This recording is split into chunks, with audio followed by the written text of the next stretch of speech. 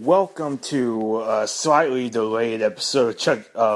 That's another show that I just recorded. Metal Map Podcast, and this one was originally supposed to be on a Friday, but I kind of lost track of time. And it's coming out on Sunday. Hopefully Sunday, possibly Monday. I'm not sure.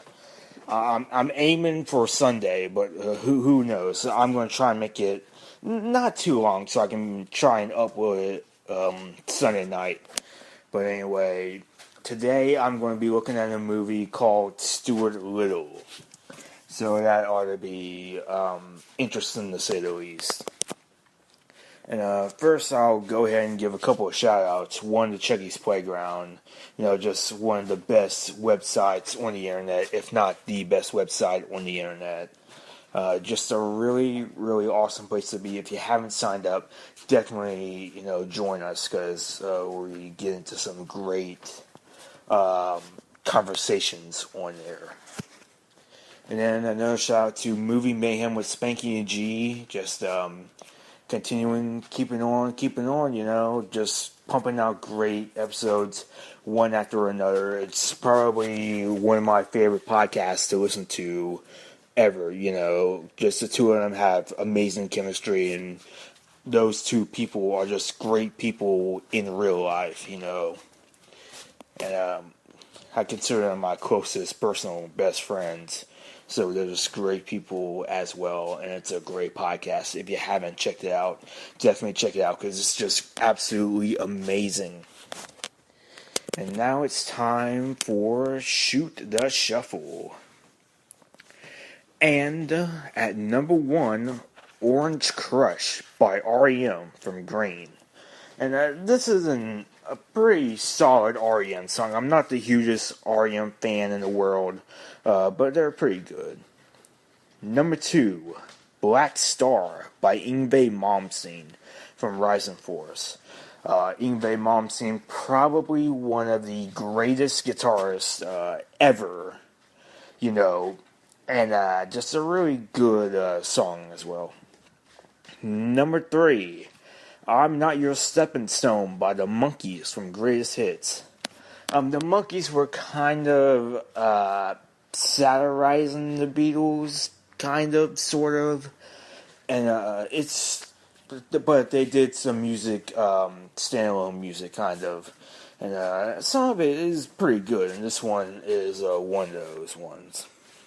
Number 4, Runaway by Bon Jovi from Bon Jovi. And this one is a really good song. This is one of the few Bon Jovi songs that I can actually tolerate. You know what I mean? Number 5, Before the Lobotomy by Green Day from 21st Century Breakdown. I really like this Green Day song. It's probably one of my favorite Green Day songs. It's just a really, really good song. Number 6, Can't Stop by Red Hot Chili Peppers from By the Way. This one is a really good one as well. Probably one of my favorite Red Hot Chili Peppers songs. Number 7, Cherry Bomb by the Runaways from the Runaways. I really love this song, and I really love this band. From the last podcast, the Runaways movie. Just a really great 70s band, It's where Joan Jett, Lita Ford, it's where they got their start, and it's really cool to listen to.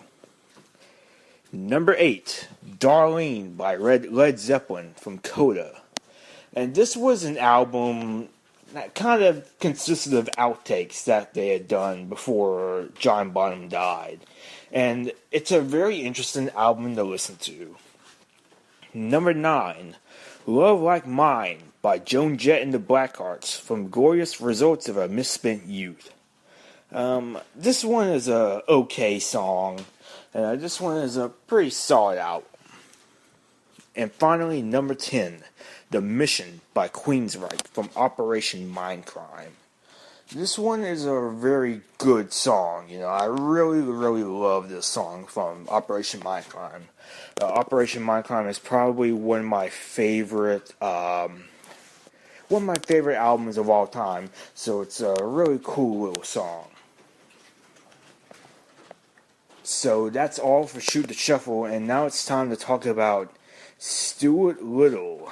And this ought to be interesting.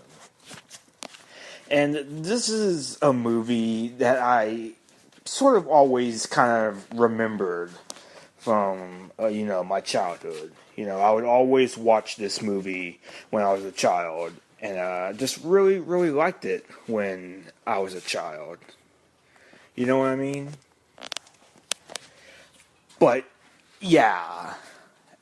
I mean, it's really, really... I haven't really seen it in a while. Actually, I just saw it, like, a couple of days ago. What am I talking about? But, yeah. So, I guess we can start off with talking about the plot.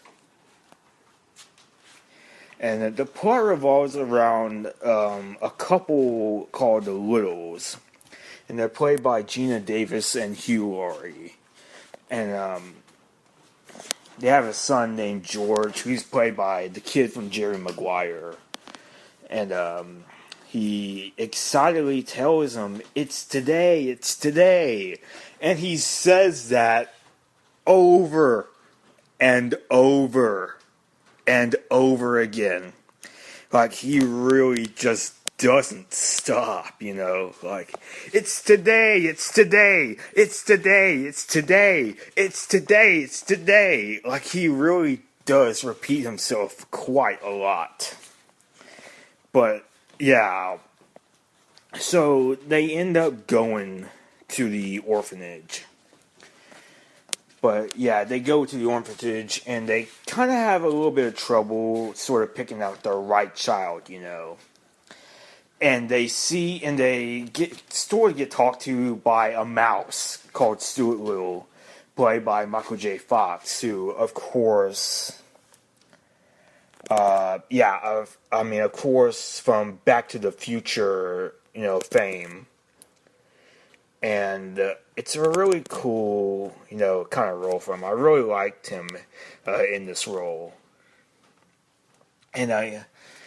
And this is kind of a weird thing, too, because nobody questions the fact that there's a talking mouse. No one really questions it. They just kind of go along with it. And they end up adopting them, which I'm sure is all types of illegal. And there is no way that this could fly in real life. But then again, this movie is about a talking mouse. So I can't really expect any much realism in this one. However, Stuart, George doesn't really acknowledge him. And then the family cat Snowbell really doesn't like him. So... And it kind of gets off to a bad start, because he gets trapped in the washing machine, which is just really... It's actually kind of scary at first. Because Snowbell ends up kind of interacting with him. And Snowbell just refuses to help him. He turns his back on him, And somehow he survives. Which, I don't know how that's the case, but somehow he survives. And Stuart feels like an outsider in this family. And they ask Mrs. Keeper, who's kind of like the orphanage director, I think. Like, some type of director. And, he asked her to do some sort of background research on Stuart's family. And Stuart and George finally kind of get to know each other.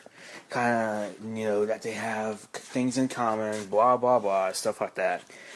And Snowbell meets with Monty's leader. And Monty is kind of like this alley cat. And Smokey, and he's like this mafia don-like alley cat.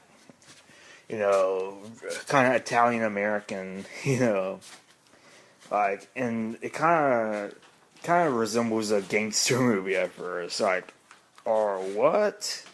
But, yeah. So, Stuart enters a boat race, and it's supposed to be George and Stuart, but the remote ends up getting destroyed. And Stuart somehow ends up still being able to ride on the boat. You know, I don't know how that's possible, but whatever. Remember, Talking Mouse movie. And then the family celebration is kind of interrupted when they're visited by a mouse couple called Reginald and Camille, and they're voiced by Bruno Kirby, who I think was in This Is Spinal Tap. I'm not too sure. I will need to look that up. Okay, let's see. Yeah, he was in City Slickers, When Harry Met Sally, The Godfather Part 2.